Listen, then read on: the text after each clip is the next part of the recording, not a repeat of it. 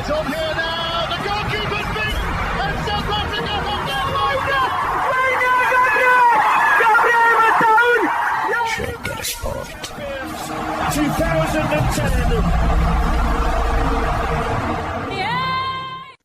ሰላም ጤና ይስጥልን እንደምናላችሁ የተከበራችሁና የተወደዳችሁ የሸገር ስፖርት ዊዝ አበበ ግደይ የዩቲዩብ ቻናል ቤተሰቦቻችን በያላችሁበት እጅግ አስደሳች ጊዜን እያሳለፋችሁ እንደሆነ ተስፋ እናደርጋለን። መልካሙን ሁሉም ለናንተ እንመኛለን። ታዲያ ይህንን ሸገር ስፖርት ዊዝ አበበ ግደይ የሚለውን የዩቲዩብ ቻናላችንን ሰብስክራይብ አድርጉት፣ የደውል ምልክቱን ተጫኑትና አዳዲስ ፕሮግራሞችን ስንለቅ መልእክት ይድረሳችሁ።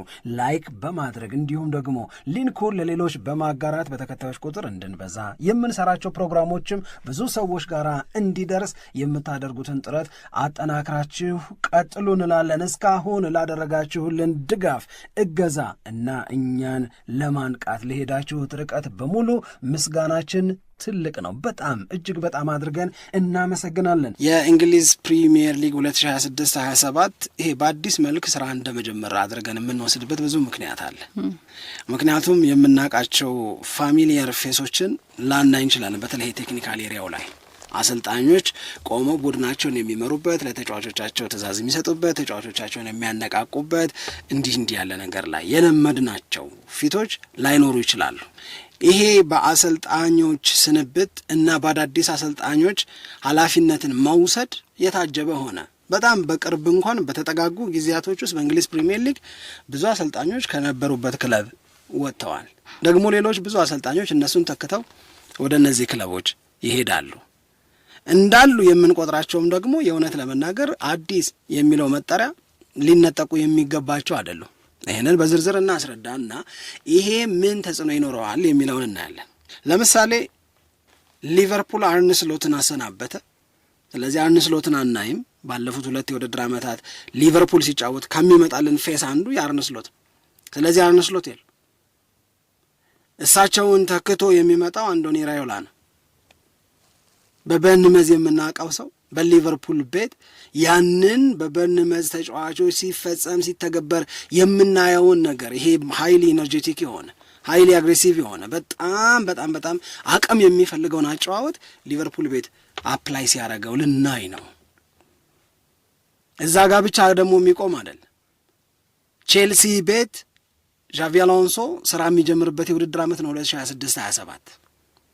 ዣቪ አሎንሶን በተመለከተ ያለን አረዳድ ያለን ስሜት ጥሩ ነው አይደል? ለምሳሌ በሪያል ማድሪድ ቤት 6 ወር ሰርተዋል። በባየር ሊቨርኩሰን ጀርመን ቡንደስሊጋ ላይ ከባየር ሊቨርኩሰን ጋር የቡንደስሊጋውን ዋንጫ አሸንፈዋል። ዣቪ አሎንሶ በባየር ሚዩኒክ የበላይነት ተይዞ የነበረውን የቡንደስሊጋውን ዋንጫ የማንሳት ፉክክር ማሸነፉ ትልቅ ዋጋ አስገኝቶለት ነው ወደ ሪያል ማድሪድ ሄደው። እናስታውሳለን እኮ ልክ ባየር ሊቨርኩሰን ጋር ባለድል ከሆነ በኋላ ባየር ሚዩኒክም ለኔ ይለዋል፣ ሊቨርፑልም ና ወደ እኔ ይለዋል፣ ሪያል ማድሪድም የራሱ ለማድረግ ለፋ፣ ለሪያል ማድሪድ ተሳካ። ግን በሪያል ማድሪድ እና በዣቪ አሎንሶ መካከል የነበረው የአብሮነት ቆይታ ረጅም ጊዜ አልተጓዘም። 6 ወር ነው። 6 ወር ሁሉ ነገሩ ብልሽትሽት ስላለ እኮ አይደለም የተለያዩት። ያለያያቸው ሌላ ምክንያት ነው እንጂ ከውጤት አንጻር የሪያል ማድሪድ ውጤት በዣቪ አሎንሶ ስር ያን ያህል መጥፎ የከፋ የሚባል ሆኖ ብዙ ጊዜ አሰልጣኞች የሚባረሩበት የውጤት ማጣት ምክንያት አይደለም። ስለዚህ እሱ የቼልሲ አሰልጣኝ ይሆናል። ይሄ ለውጥ ነው፣ አዲስ ነገር ነው። ከዛ እንደገና የነ ግላስነር ልናነሳ እንችላለን። ለኔ ሮቤርቶ ደ ዘርቢ አዲስ ነው፣ ለቶተንሃም ሆትስፐርስ ማአት ነው አዲስ የሚሆነው። ስለዚህ እነዚህ ነገሮች ካነሳን በኋላ ዋናው ይሄንን ርዕስ እንድናነሳ የሚያደርገን ወይም የሚያስገድደን የጋርዲዮላም ከእንግሊዝ ፕሪሚየር ሊግ መለያየት ነው። የማንቸስተር ሲቲ እና የጋርዲዮላ አገልግሎት ከ10 ዓመት በኋላ አብሮ አለመቀጠሉ ነው። እንደውም አንድ ጸሐፊ ምን ይላል መሰለሽ፣ የእንግሊዝ ፕሪሚየር ሊግ ላይ በ2013 ሰር አሌክስ ፈርጉሰን ጡረታ ሲወጡ እንደሆነ እንደ እርዝኩዌክ አይነት ነገር ተፈጥሮ ነበራል። ምክንያቱም ፈርጉሰን 2013 ላይ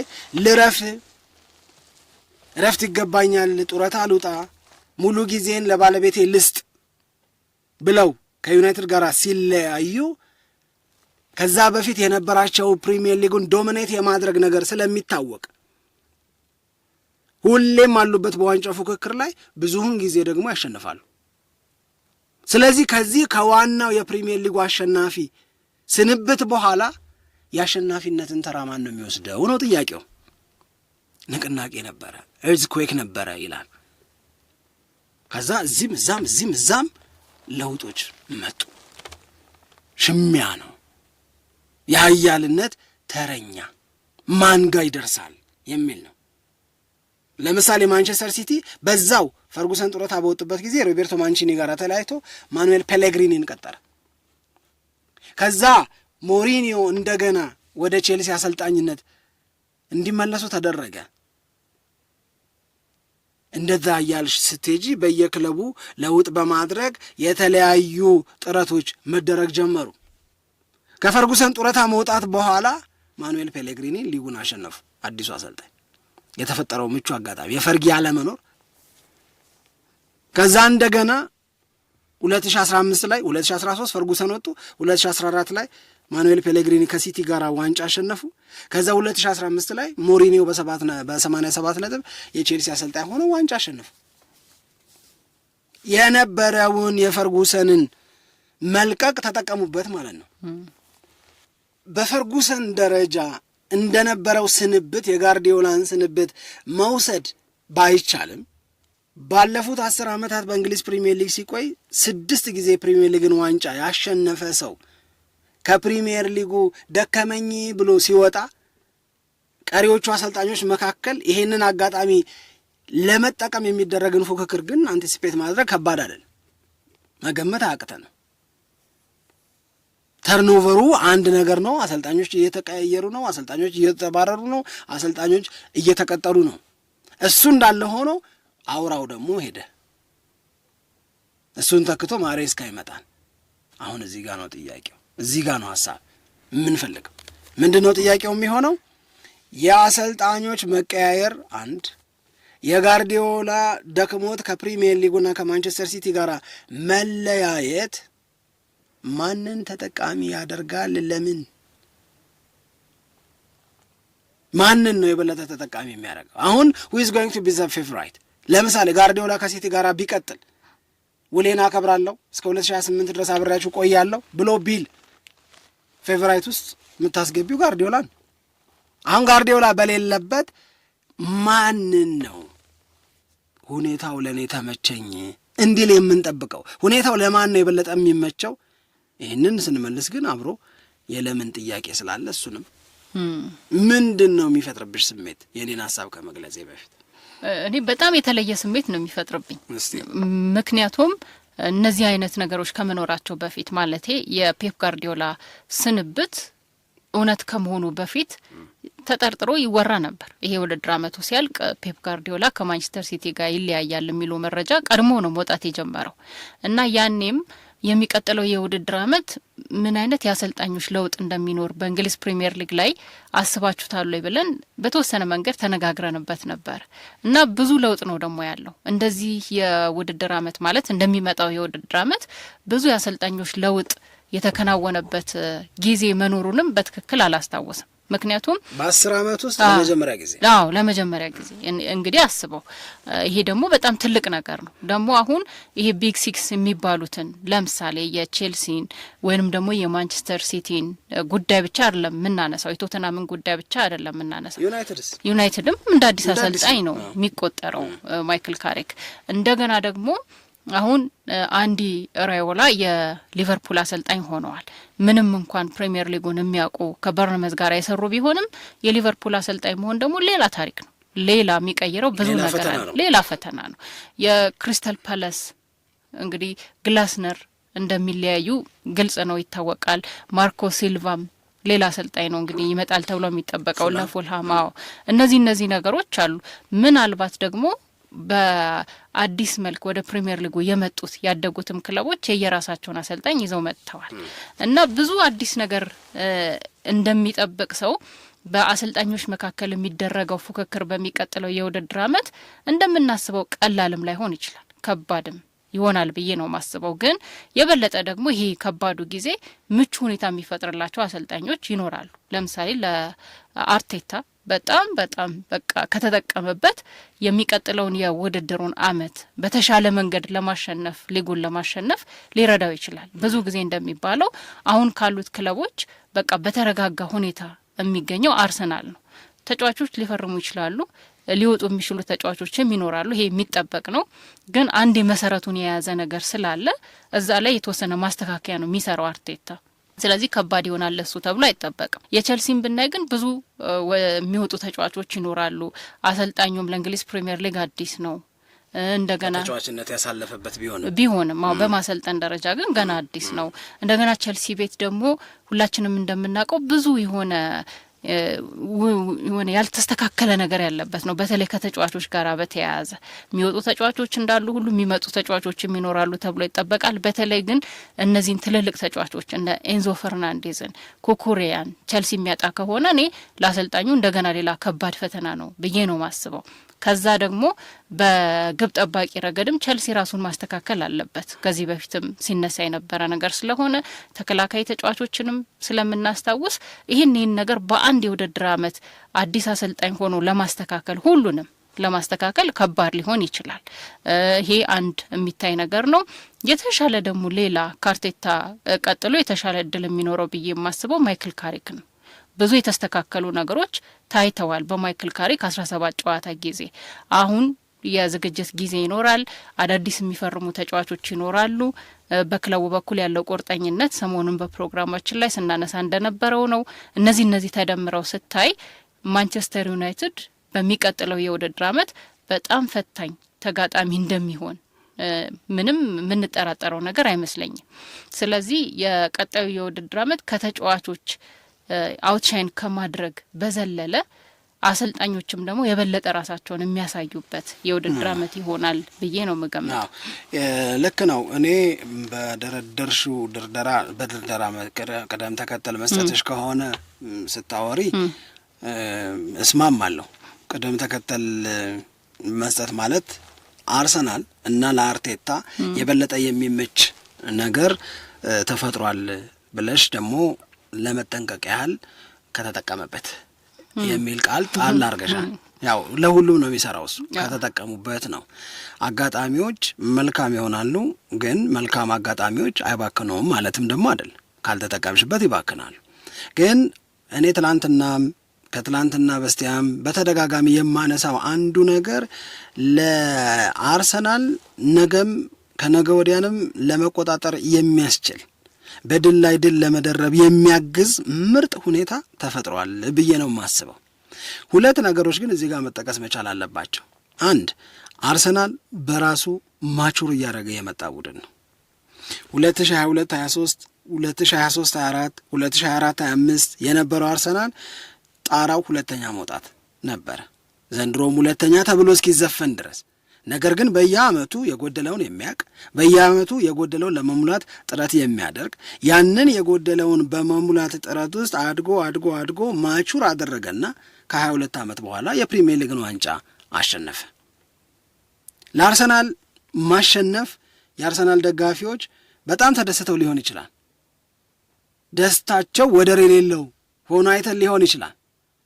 እኔ ግን በአርሰናል ዘንድሮ የፕሪሚየር ሊግ ዋንጫን ማሸነፍ ሊደሰቱ የሚገባበት ዋነኛው ምክንያት ብዬ የምወስደው እኔ አርሰናል ፋን ብሆን ከነገሮቹ ሁሉ ዋንጫም ከማሸነፋችን ባላነሰ ዋጋ የምሰጠው ጋርዲዮላ ያለ የአርቴታ ቡድን አርሰናል የፕሪሚየር ሊግ ሻምፒዮን መሆኑ ነው።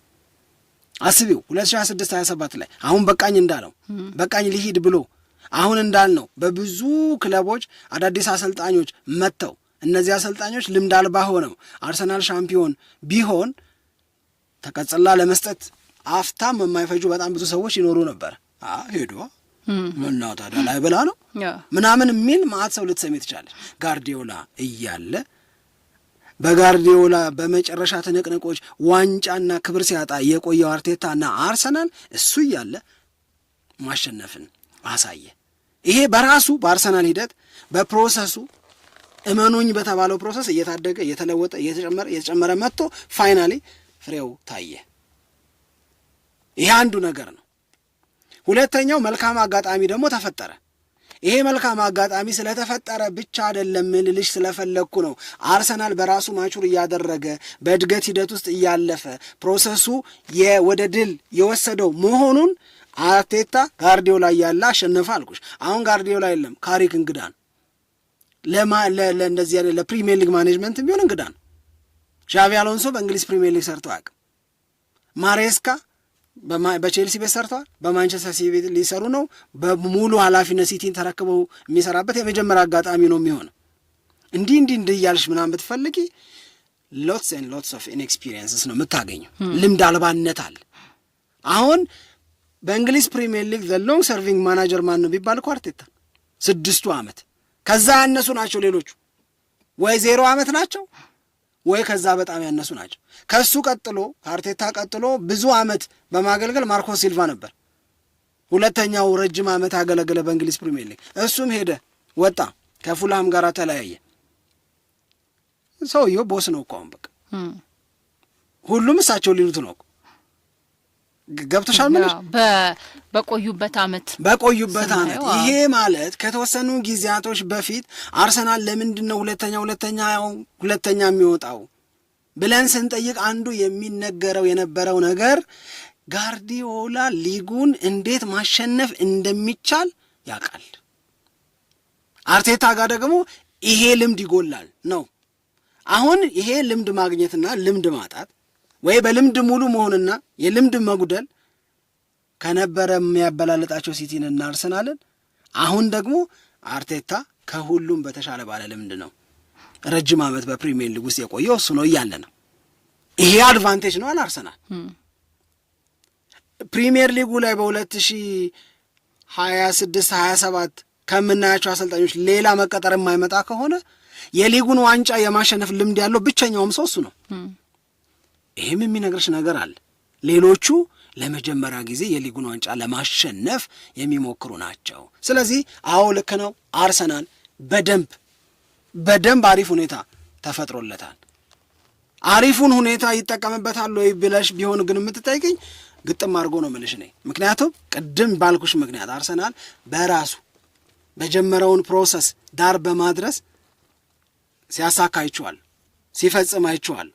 ይሄንን የመፈጸም አቅሙን አሳንሼ ላየው አልችልም፣ ወይም ዝቅተኛ ቦታ ልሰጠው አልችልም። ምንድን ነው የሆነው ያልን እንደሆነ ግን አርቴታ ይሄንን ነገር አድርጎታል። ቀላል አይደለም፣ ዋጋው ቀላል አይደለም ነው። ግን እዚሁ ጋር ጣል አድርጌ ማለፍ የምፈልገው ዋጋም ሊኖረው የሚገባው የሚመስለኝ ነገር እንደመጡ ማሸነፍም ደግሞ ሊኖር ይችላል። ይህ ዝም ብሎ ለሌሎቹ ዝግ ለሌሎቹ የማይቻል ማለታችን እንዳልሆነ። ምሳሌ አርነ ስሎት ከፌኖርድ ሊቨርፑል፣ በሊቨርፑል ቤት ዋንጫ መብላት ለምን ቢባል የርገን ክሎፕ የሰራው መደላደል አለ ምናምን ተብሎ ሲነሳ ነበር። የየርገን ክሎፕ ቡድን እኮ ነው።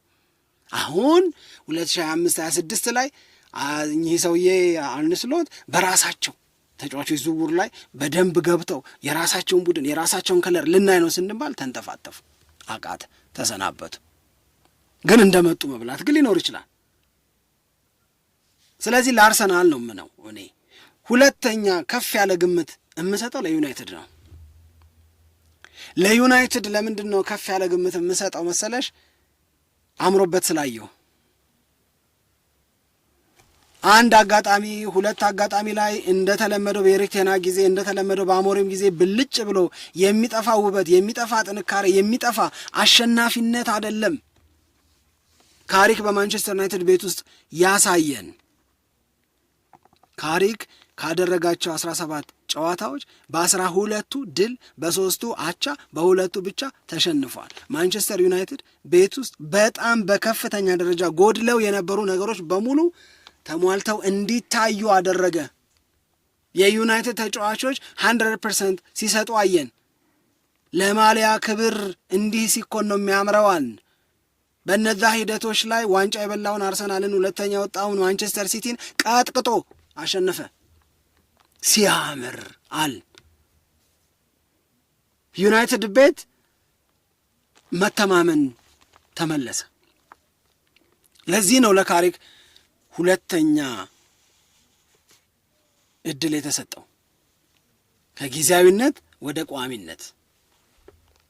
ስለዚህ ራሱ ማንቸስተር ዩናይትድ ኮምፒት ማድረግ እንደሚችል የሚያሳየው በሜዳ ላይ እንቅስቃሴ ባስመዘገበው ውጤት ብቻ ሳይሆን ባለፈው እንዳልነው ከጥር ወዲህ በተደረጉ የፕሪሚየር ሊጉ ጨዋታዎች እና በእነዚህ ጨዋታዎች በተሰበሰበ ነጥብ ከአርሰናልም በላይ ነው፣ ከሲቲም በላይ ነው።